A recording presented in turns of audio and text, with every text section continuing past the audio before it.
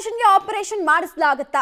ದಿನಾಂಕ ನಿಗದಿ ಮಾಡುವಂತಹ ಕಾಲ ಸನ್ನಿಹಿತವಾಗಿದೆ ಅನ್ನೋ ಪ್ರಶ್ನೆ ಹಾಗೂ ಕುತೂಹಲ ಮೂಡ್ತಾ ಇದೆ. ಸದ್ಯಕ್ಕೆ ಮುಂದಿನ ವಾರವೇ ಶಸ್ತ್ರಚಿಕಿತ್ಸೆ ಮಾಡೋ ಸಾಧ್ಯತೆ ಇದೆ. ರಾಡ್ ಅಳವಡಿಕೆನ ಅಥವಾ ಡಿಸ್ಕ್ ಆಪರೇಷನ್ ಈ ಕುತೂಹಲ ಸದ್ಯ ಕಂಟಿನ್ಯೂ ಆಗ್ತಾ ಇದೆ. ಈ ಬಗ್ಗೆ ಶೀಘ್ರದಲ್ಲೇ ವೈದ್ಯರು ಮಾಹಿತಿಯನ್ನು ಕೊಡ್ತಾರೆ. ಒಂದು ಕನ್ಕ್ಲೂಷನ್ ಬಂದು ಯಾವ ಆಪರೇಷನ್ ಮಾಡಿದ್ರೆ ಬೆಟರ್ ರಿಸಲ್ಟ್ ಬರುತ್ತೆ ಅಂತ ಹೇಳಿ ವೈದ್ಯರು ಮಾಹಿತಿಯನ್ನು ಕೊಡೋ ಸಾಧ್ಯತೆ ಇದೆ. ಬೆನ್ನು ನೋವಿಗೆ ಆಪರೇಷನ್ ಆದ್ರೆ 2 ವಾರ ಸಾಕಾಗಲ್ಲ. ಇದು ಗೊತ್ತಿರುವಂತಹ ಯೂನಿವರ್ಸಲ್ ಟ್ರೂತ್. ಇದು ಬೆನ್ನು ನೋವು ಅಥವಾ ಮೂಳೆ ಜಾಯಿಂಟ್ ಸಂಬಂಧಪಟ್ಟಂತೆ ಏನೇ ಟ್ರೀಟ್ಮೆಂಟ್ ಆದ್ರೂ ಕೂಡ ಮಿನಿಮಮ್ 3 ಮಂತ್ಸ್ ಬೆಡ್ ರೆಸ್ಟ್ ಅನ್ನ ಡಾಕ್ಟರ್ಸ್ ಹೇಳ್ತಾರೆ, ಯಾವ ರೀತಿಯಾದಂತಹ ಟ್ರೀಟ್ಮೆಂಟ್ ತಗೊಂಡ್ರು. ಸೊ ಇಲ್ಲಿ ದರ್ಶನ್ ಪರ ವಕೀಲರು ಮತ್ತೆ ಕೋರ್ಟ್ ಮೊರೆ ಹೋಗ್ತಾರಾ, ಬೇಲ್ ಎಕ್ಸ್ಟೆನ್ಷನ್ ಕೇಳ್ಕೊಳ್ತಾರಾ ಅನ್ನೋದು ಕುತೂಹಲ. ರಿಕವರಿಗೆ ಎಷ್ಟು ದಿನ ಬೇಕಾಗತ್ತೆ, ಏನೇನು ಆಯ್ಕೆಗಳು ಇದಾವೆ, ಅದಕ್ಕೆ ಸಂಬಂಧಪಟ್ಟಂತ ಡೀಟೇಲ್ಸು ಈಗ ಬಂತು ನೋಡಿ. ಸರ್ಜರಿ ಮಾಡುವ ವಿಧಾನದ ಮೇಲೆ ಸಮಯ ನಿರ್ಧಾರ ಆಗತ್ತೆ. ಅಂದ್ರೆ ರೆಸ್ಟಿಂಗ್ ಪೀರಿಯಡ್ ಅಂತ ಹೇಳ್ತೀವಲ್ಲ ಬಾಡಿಗೆ, ಸೊ ಅದು ಕೂಲಿಂಗ್ ಪೀರಿಯಡ್, ರೆಸ್ಟಿಂಗ್ ಪೀರಿಯಡ್ ಎಷ್ಟು ಅಂತ ಡಿಸೈಡ್ ಮಾಡ್ತಾರೆ. ಯಾವ ಸರ್ಜರಿನ ಆಪ್ಟ್ ಮಾಡ್ತಾರೆ, ಹೆಂಗೆ ಅಂತ, ಎಷ್ಟು ಸಮಯದವರೆಗೂ ವಿಶ್ರಾಂತಿ ಮಾಡಬೇಕು ಅಂತ ನಿರ್ಧಾರವನ್ನ ನಂತರ ಕೈಗೊಳ್ಳೋ ಸಾಧ್ಯತೆ ಇರುತ್ತೆ ಅವ್ರು ಆಯ್ಕೆ ಮಾಡ್ಕೊಳ್ಳುವಂತಹ ಸರ್ಜರಿ ಮೇಲೆ. ಸರ್ಜರಿ ಆದ್ರೆ ರಿಕವರಿ ಆಗೋದಕ್ಕೆ ಕನಿಷ್ಠ ಅಂದ್ರೂ 3 ರಿಂದ 4 ತಿಂಗಳು ಬೇಕೇ ಬೇಕಾಗತ್ತೆ.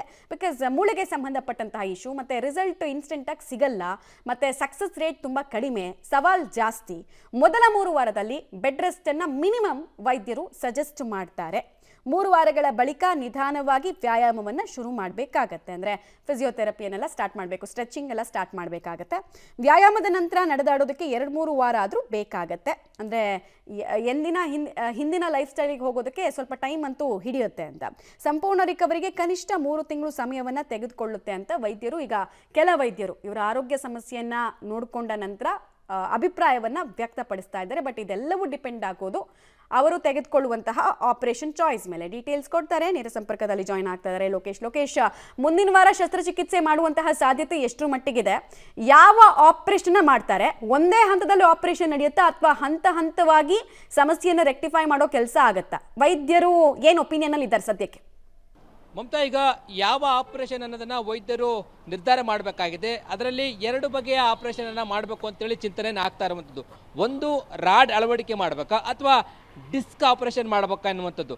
ರಾಡ್ ಅಳವಡಿಕೆ ಅಥವಾ ಡಿಸ್ಕ್ ಆಪರೇಷನ್ ಮಾಡಿದ್ರು ಕೂಡ ರಿಕವರಿ ಆಗಲಿಕ್ಕೆ ಬರೋಬ್ಬರಿ 3 ತಿಂಗಳ ಕಾಲ ಸಮಯವನ್ನು ತೆಗೆದುಕೊಳ್ಳುತ್ತೆ ಅನ್ನುವಂಥದ್ದು ವೈದ್ಯರು ಹೇಳ್ತಾ ಇರುವಂಥದ್ದು. BGS ಆಸ್ಪತ್ರೆ ವೈದ್ಯರು ಈಗ ಮುಂದಿನ ವಾರ ಆಪರೇಷನ್ ಮಾಡಬೇಕು ಅಂತೇಳಿ ಚಿಂತನೆಯನ್ನು ಮಾಡ್ತಾ ಇದ್ದಾರೆ. ಯಾಕೆಂತಂದರೆ ಕೋರ್ಟ್ ಕೊಟ್ಟಿದ್ದಂಥ ಸಮಯ ಈಗಾಗಲೇ ಸಮೀಪಿಸ್ತಾ ಇದೆ. ಉಳಿದಿರುವಂಥದ್ದು 2 ವಾರಗಳು ಅಷ್ಟೇ ಉಳಿದಿದೆ.